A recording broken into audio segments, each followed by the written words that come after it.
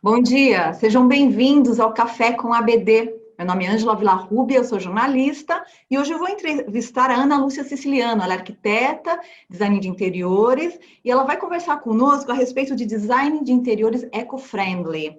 Eu queria lembrar que este programa faz parte dos 40 anos da ABD e a ABD, por conta dessas comemorações, lançou o concurso ABD Design Awards, justamente voltado para o design de interiores.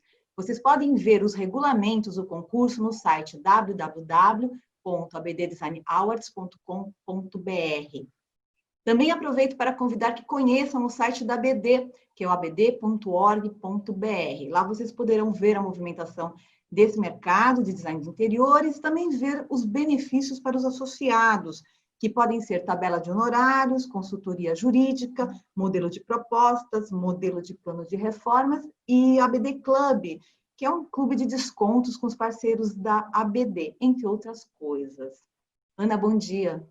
Bom dia, Ângela, tudo bem? Tudo bem? Obrigada, é um prazer tê-la por aqui.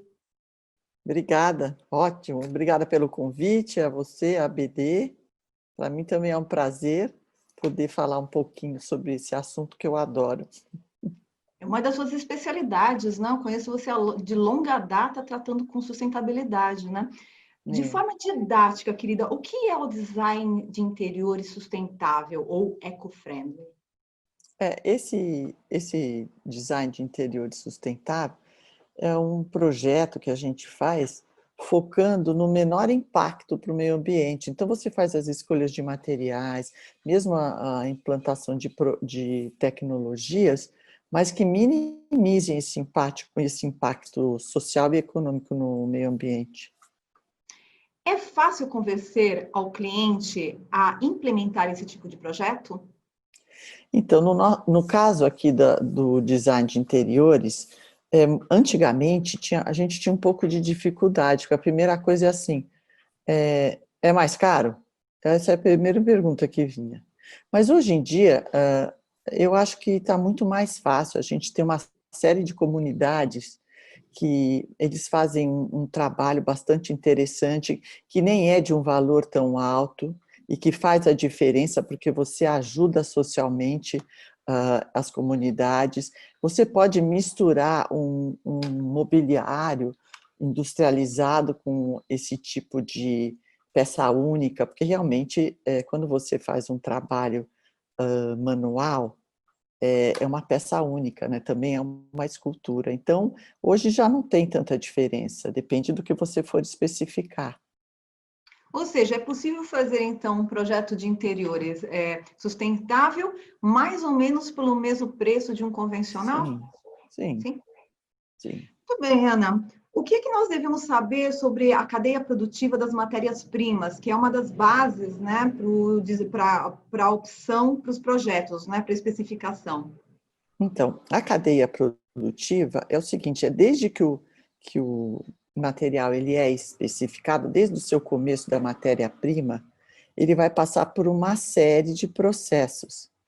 Então, a cadeia produtiva é mensurar toda essa parte econômica desta cadeia, ver quais são o custo, o que vai impactar no meio ambiente. Então, está sempre ligado.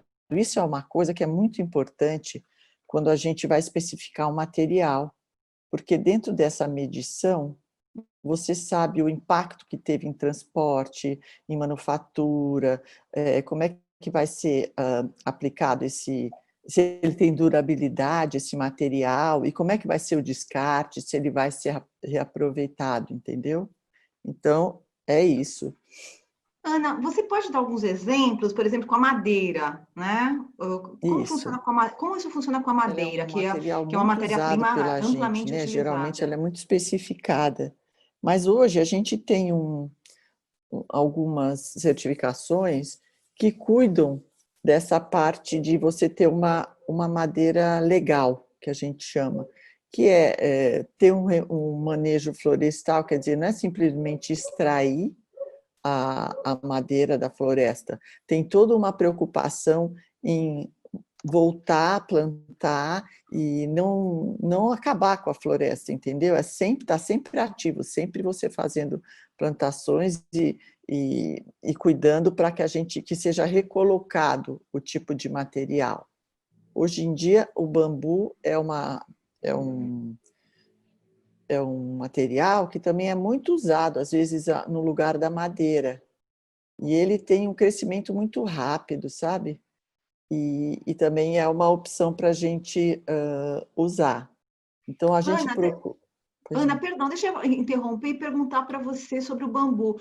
Eu sei que é um material muito resistente. Muito. Ele também é durável? Ele também é durável, sim.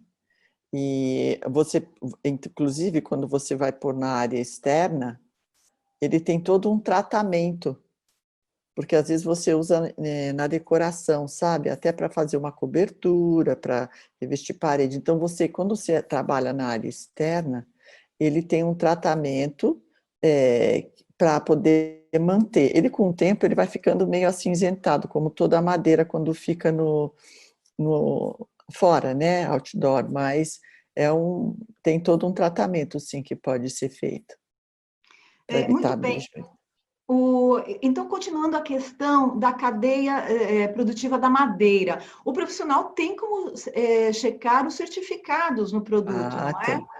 Então, um projeto que a gente chama de um projeto eco-friendly, como você fala, é quando você também se preocupa, na hora que você vai comprar o seu móvel, especificar algum material, é saber da onde vem isso, como é que ele foi extraído.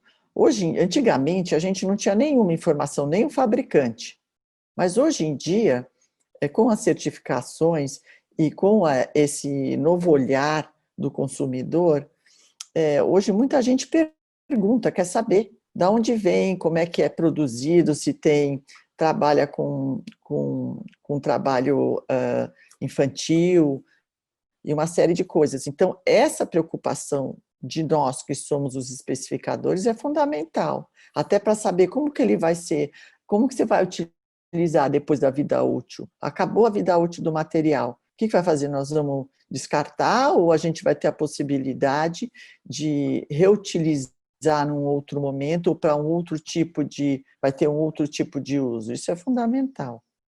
Mas então, Ana, essa que é a minha dúvida. Como é que eu vejo isso? É só pelo certificado ou há outras formas de acompanhar? Não, há outras formas, porque não é, a pessoas muitas vezes ela não tem de imediato o certificado, mas ela tem você conhece, você vai ver a empresa, se é uma empresa em ordem, qual é a distância, da onde sai esse material e para onde vai chegar.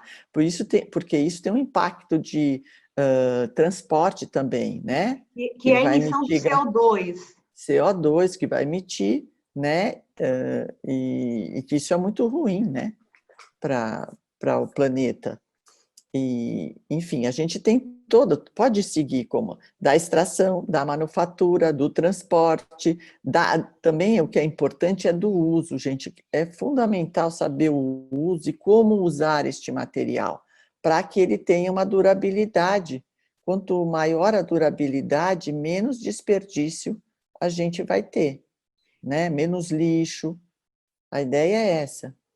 Você pode dar um exemplo justamente no caso da madeira? E eu digo a madeira porque é amplamente utilizada, né? Qual é a melhor utilização para a madeira para que ela dure mais e, portanto, empurre lá para o futuro o seu descarte? Ou não, sua reutilização? Então, sabe o que eu acho muito bacana e que a gente usa muito, principalmente em interiores? É a madeira de demolição. A madeira de demolição é uma madeira de construções muito antigas, que geralmente eram réguas muito bonitas, largas, e que hoje é difícil, não é tão fácil de você encontrar, mas ela é usada e ela é todo desmontado, às vezes até guarnições, portas, batentes, e reutilizada. Então, também tem as de piso. Então, isso diminui o que? A extração de uma nova matéria-prima e o lixo, o descarte. Quer dizer, esse tipo de utilização, por exemplo, no caso da madeira, é uma coisa muito bacana. Inclusive, a madeira antiga, tratada, ela fica bem mais bonita, né? Ela fica muito mais com... Parece que ela tem uma história para contar, é uma coisa aconchegante, ela tem toda uma marca que é a história da vida dessa madeira. Eu acho bastante... É uma coisa que eu uso bastante, inclusive, nos projetos. Ana, mas voltando, no caso da madeira de manejo, É. você a utiliza para melhorar o seu ciclo de vida no projeto de interiores? Na verdade, é o seguinte, quando você geralmente procura a madeira, tanto para fazer mobiliário, como para fazer um revestimento. O que é importante quando você vai adquirir a madeira é ter certeza de que ela tem um caminho certo, que ela é legal, que ela não foi extraída da floresta, retirada, sem nenhuma preocupação, simplesmente uma queima, ficou lá aquele espaço queimado, sem nenhuma utilização, o chão ele não tem mais proteína, não tem nenhum cuidado em replantar, em refazer a floresta. Então, essa parte da madeira é a coisa fundamental, não para interiores, para tudo, mas principalmente para interiores que a gente usa demais. É importante que saiba que ela é uma madeira certificada, que ela vem de um lugar e de um pensamento preocupado em manter o meio ambiente, e também de ter essa matéria-prima para as próximas gerações, né? Que eu acredito que eles também vão querer usar. Porque se a gente não tiver esse cuidado com as matérias-primas, vai ficar difícil, né, futuramente. O Né? esgotamento dos recursos, né? Ana, Os você pode recursos comentar, não... perdão, você pode comentar também sobre a utilização dos tecidos, né? A questão da cadeia produtiva, o ciclo de vida dos tecidos, o que você Então, emprega nos seus projetos de interiores? o que que acontece? Os tecidos, muitas vezes, eles são industrializados, mas a gente tem a opção também dos tecidos naturais. O que tem que tomar cuidado é que, às vezes, você pega um tecido bem natural, mas no manuseio dele vai muita água, sabe? Vai não é desperdício, você emprega muita Muitos recursos. energia, Uhum. recursos, para poder fazer ele ficar daquele jeito natural, né? Natural. E então, o que a gente pode também prever é cuidar para que tenha um tingimento, não um tingimento químico, mas um tingimento com tintas naturais, por exemplo, o algodão, que é uma coisa bacana da gente usar, sabe, que não entre, não seja tão industrializado. Isso é importante, que tenha o menos possível de, de impacto, né, no meio ambiente. Então, o que a gente pode, sementes, tem muita coisa que a gente trabalha hoje com sementes, você vê que são essas comunidades, por exemplo, aquele capim dourado, tem coisas lindas, tem luminárias, tem utensílios de casa, tem uns revestimentos, quer dizer, a gente tem que saber escolher e ter um olhar para isso, que talvez a gente não tivesse, que hoje isso está ampliando, né? Os nossos olhares estão ampliando para esse tipo de material. Então, realmente tem bastante coisa. E não precisa obrigatoriamente passar por uma indústria, passar por um transporte imenso, você pegar no lugar. E sabe que é bem interessante também? É utilizar materiais locais, que o impacto é menor, porque você, primeiro, ele está acostumado com o clima, você pode melhorar o social do entorno.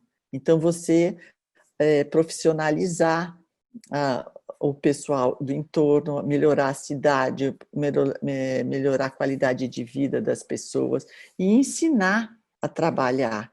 Então, essa parte desses materiais são muito bacanas, porque atrás de toda a beleza do material tem todo um processo social e um processo econômico, que são os pilares da sustentabilidade, que ela não é simplesmente preservar o meio ambiente. É importante saber que também a gente está ajudando a comunidade, que a gente também está viabilizando financeiramente, e um crescimento, né? Uma educação. A sustentabilidade gera riqueza, gera emprego. Gera, gera. E ela gera conhecimento, né? É você reinventar uma tecnologia. Isso é muito bacana. É inovação, é criatividade. Eu acho que sou suspeita para falar, né? Mas eu acho que é um processo belíssimo. Ana, voltando para a questão das matérias-primas, você pode comentar um pouquinho também? Nós vamos falar sobre vários produtos aqui, mas você poderia falar também sobre o emprego das tintas nos designs de interiores? Sim, eu posso, sim. Inclusive, a Coral, que é a nossa patrocinadora hoje do programa, ela foi uma das primeiras a se preocupar com esses gases voláteis e estudar o processo de ser uma tinta à base de água. Isso foi uma coisa bem bacana, ela foi bem pioneira nesse processo.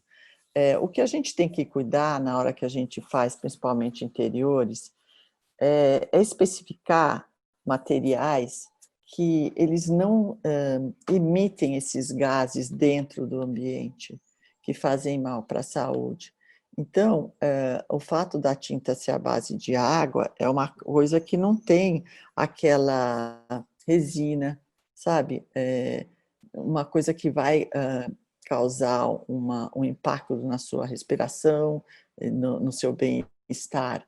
As tintas tem uma série de evoluções em relação a isso, mas essa parte da base de água, inclusive no esmalte, tem sido bastante difundida, tem sido muito usada, inclusive.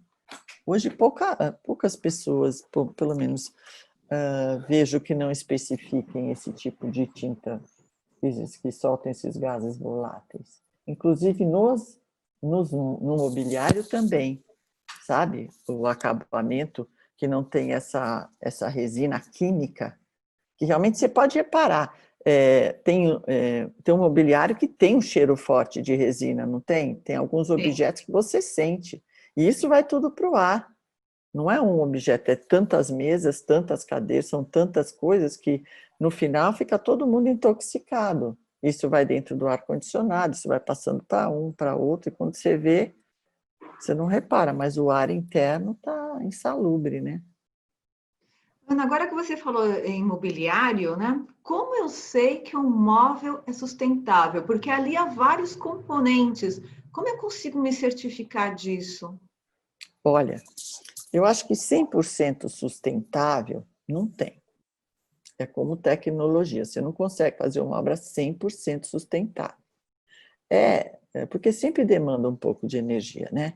Então, o que vale cuidar é que a gente tenha, por exemplo, componentes, alguns componentes, que não vão ser todos, mas que estejam sendo fornecidos por empresas idôneas, que estão sendo pensados como materiais sem emissão de gases, né? Que eles podem ter uma vida útil ampliada, né? Com maior durabilidade, que eles possam ser reutilizados até em um outro tipo de mobiliário ou em alguma outra coisa. Isso é importantíssimo, que cause e que crie o menor resíduo possível. Essa preocupação, na verdade, tem pessoas, empresas mais tem empresas mais para frente nesse processo de aprendizado, mas um fornecedor que ele se empenhe em saber disso vai trazendo os outros. Então, é uma coisa que é progressiva, sabe? Esse processo desse ciclo de vida do material, de cada um saber do seu material, que antigamente o fabricante não sabia como isso acontecia, como era feito isso, de onde que vinha, não sabia. E hoje, esse processo está cada vez mais evoluído. Então, mas a princípio, você tem que perguntar Você tem que procurar saber e procurar as informações sobre isso realmente. Né? Você sabe que hoje em dia, com essa parte de interiores, a gente tem hoje os espaços menores, né? Então, é importante que também dentro da sustentabilidade haja essa flexibilidade do mobiliário, que o mobiliário tenha um uso diversos usos.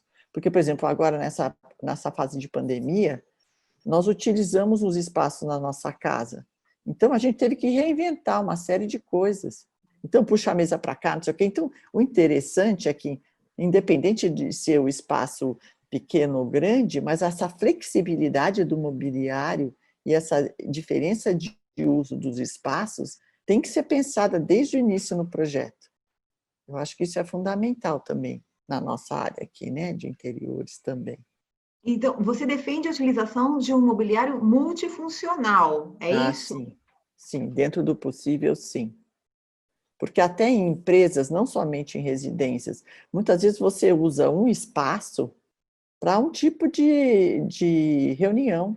Às vezes você está com o mobiliário em círculo, às vezes você está como um auditório. Então, essa flexibilidade tem que ter, porque não dá para ter hoje um ambiente para cada coisa.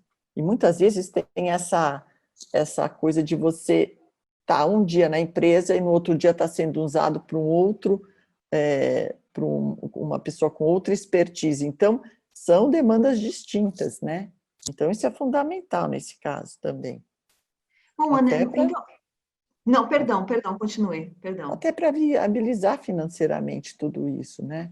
Para você não ter que ter uma coisa de cada tipo, né? Ana, isso significa então que um projeto sustentável, ele também tem que prever a sua remodelação futura ou mesmo presente, conforme as novas necessidades. É isso? O projeto Ah, tem que sim, prever essa remodelação?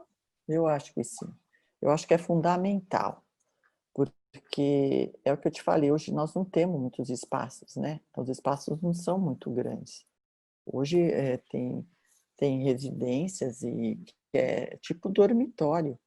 Então, às vezes, na mesa você trabalha, você almoça, você tem como um apoio de uma peça, sabe? Então, essas coisas têm que ser pensadas. Tudo bem, assim, com diversos usos mesmo. Eu acho isso é fundamental. Você ter um espaço para circular, isso aqui é um negócio. Se você começa a encher de mal para isso, para isso, para isso, você fica sem espaço para circular também, que é muito desagradável, né? Esse é o conforto, não, do usuário. Ana, em É. termos de eficiência energética, né? Vamos falar um pouquinho sobre iluminação? O que Ah, que nós então. temos? O que que nós temos? O LED continua sendo a grande fonte de iluminação artificial? Sim, o LED, o fato dele ter uma vida útil muito grande, ele é muito bem, e ele não emite tanto calor, sabe, como uma lâmpada incandescente. Então, o que que acontece? A gente minimiza o uso do ar-condicionado, por exemplo. Quer dizer, porque tem lâmpadas que elas emitem tanto calor que também faz parte, não é simplesmente o calor de fora que faz a gente, né? Tudo tem uma razão de ser. Então, às vezes, você tem que fazer uso da energia para poder refrescar o ambiente. E o processo de não ter tanta manutenção, de ter uma durabilidade, é fundamental, até para evitar a nova compra de um outro material, a nova extração de matéria-prima, toda a parte de descarte, de lixo. O certo é que a gente tenha um processo desde o início até o final da vida útil. Só que antigamente a gente falava que é que era do nascimento à morte o material. Hoje em dia a gente acha que é do nascimento ao nascimento, que chama cradle to cradle. Por quê? Porque a gente imagina e a gente acredita que esse processo, quando acabar a vida útil dele, ele vai ser reciclado, ele vai ser transformado e fazer parte de um outro processo. Então, esse processo, ele é um processo circular e não linear. Porque antigamente o nosso processo era linear. Era a extração, você usava o material durante a vida toda e descartava. Não tinha você não utilizava, simplesmente você criava o resíduo e deixava aquele resíduo sumir da sua frente, porque a gente achava que o resíduo ia sozinho, né? Mas sempre tinha uma pessoa para pegar. Hoje em dia, não, a preocupação quanto à reutilização é muito grande, porque realmente a quantidade de lixo que a gente tem no mundo, no planeta, é uma coisa impossível. Então, esse novo conceito de você reutilizar e dessa matéria-prima fazer parte de um outro processo é uma coisa bem bacana. Esse é um olhar muito sério da sustentabilidade, que a gente tem que levar muito em conta. Mas, Ana, é assim, eu entendo quando uma corporação, ela consegue manejar tudo isso, mas um cliente residencial, ele entende essa questão do descarte correto, da reciclagem, da reutilização, especialmente no caso da iluminação, por exemplo, que é o que nós estávamos falando agora há pouco. Esse cliente residencial entende isso? Hoje em dia eles entendem bem e muitos eles solicitam essas tecnologias implantadas no projeto. Sem dúvida, antigamente não tinha esse conhecimento, mas hoje uma pessoa com conhecimento do planeta e de todas essas dificuldades que a gente está tendo, eles gostam. Inclusive o acendimento independente de luminárias, ele é um acendimento que minimiza o custo da conta. Veja, se você está num ambiente e você tem focado uma luz num lugar, você não precisa acender o ambiente inteiro. Você quer só um canto de leitura, você vai e acende ali. Não é que você chega no interruptor e acende tudo. Inviabiliza isso, né? Essa parte de energia é muito importante. Essa parte dos materiais, do uso de materiais e de objetos imobiliários duráveis.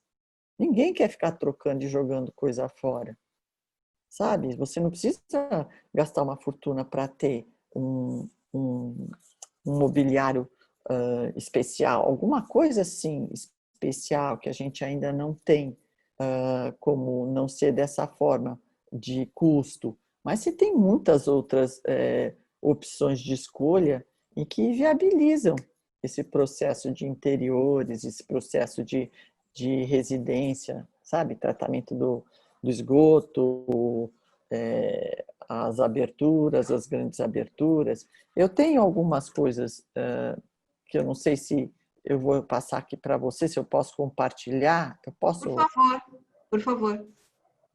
Eu fiz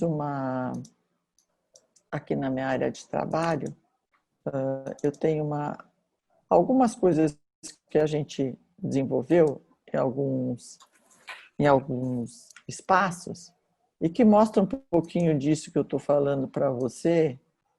Por exemplo, nesse caso desse escritório dessa empresa, a gente trabalhou, só elenquei alguns que tinta à base de água, circuito independente, que é isso que eu falei agora para você, que você vai num lugar e você tem a mesa iluminada, que você pode apagar o andar inteiro, as lâmpadas eficientes, o conforto térmico e lumínico, que é a ideia da insolação, quanto mais a iluminação e a ventilação natural é a melhor coisa para evitar o desgaste da energia, forro de gesso. Então, aqui, na verdade, o que eu procuro fazer é que cada um, nos projetos, é que a gente procurar saber como que a gente pode implementar isso. Até aqui a gente pôs uma escultura, tá vendo aqui, de papier mâché, sabe? Então, tem umas coisas bárbaras para a gente fazer, sabe? Os tecidos com fibra natural, isso aqui é de uma comunidade, é super bacana, indígena. Então, se pode, tem uma série de coisas. Esse imobiliário é todo certificado com madeira de manejo florestal, sabe? Nesse caso, era um lustre enorme de papel todo reciclado, sabe? Então, essa é a utilização desses materiais aqui a gente tem tinta de terra, aqui é folha de bananeira nas luminárias. Você vê, é um trabalho riquíssimo, né? E muito diferente. Então, isso aqui eu acho bem interessante também a gente ter esse cuidado no nosso projeto, porque não é que ele vai ficar... Antigamente, quando você falava em projeto sustentável, todo mundo achava que era aquela cabana com chão de terra, não é? Não é assim. Você pode ter coisas diferentes disso com outros. Você pode ter também uma casa dessa forma, gostosa, mas você também pode ter uma coisa mais sofisticada com essa mentalidade. Com certeza, acabou essa história. Né? Para o cliente, para o seu cliente, provavelmente ele não vai querer morar na cabana, ele vai querer ter uma casa mais tecnológica, mas Sim. aí o fato, como você comentava agora há pouco, quando chega a conta da luz, a conta energética, essa conta vir menor por causa da sua implementação tecnológica, é um bom argumento para Sim. esse cliente Sim. aceitar esse projeto sustentável, não é? Sim. Inclusive em residências a gente tem muita demanda hoje, viu? Tem com automação. Automação é uma forma de você fazer um acendimento focado, né? Você ter toda essa preocupação para aquele ambiente. A parte de tratamento de esgoto, você fazer a rega de jardim com água que é reutilizada, sabe? Então, é importante, sim, lavar o Ou água, carro, ou de água de coleta de reuso. chuva, né, também, né? Sim, isso mesmo. Então, É, a demanda tem sido maior, sim. Pelo menos no escritório, acho que também porque tem esse foco, mas eu vejo que outros escritórios também têm tido essa demanda. Eu acho que realmente mudou muito a mentalidade. Ana, voltando para essa questão da racionalização energética, como é que está a questão dos eletrodomésticos hoje em dia? Porque eles consomem muita energia, mas É, também há eletrodomésticos muito eficientes. Como funciona muito. isso? Então, você sabe que hoje o Inmetro é um órgão governamental e que ele mede todo esse dispêndio de energia. E ele dá um selo chamado Procel e que ele certifica aquele eletrodoméstico como sendo um eletrodoméstico que ele é, como chama, sustentável. Ele é um eletrodoméstico que cuida da demanda de energia, que realmente com as peças que ele usa e com a tecnologia, ele minimiza o desgaste, a energia, o uso da energia.